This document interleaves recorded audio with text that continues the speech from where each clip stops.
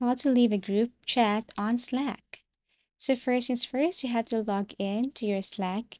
And let's just say if you want to leave a channel or a group here on your Slack because of some reasons, then all you have to do is to look for that specific channel or group chat right here. For example, this one, we're currently 4 members on this channel, and I wanted to leave this group, or I wanted to leave this channel. So in order for me to do that, what I'm going to do here is I'm going to tap on this 3 dots beside this members.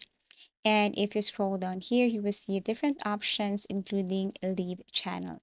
So basically, there is no leave a group chat, but rather leave a group channel. So in that way, you will no longer receive any messages from this channel. However, if you look on the left side, I can still have my conversation with the members or each member on that group chat or the channel.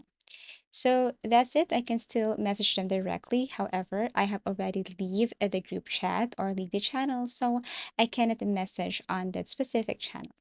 And that's how easy it is to leave a group chat on Slack. Thank you for watching and see you again in our next video tutorials.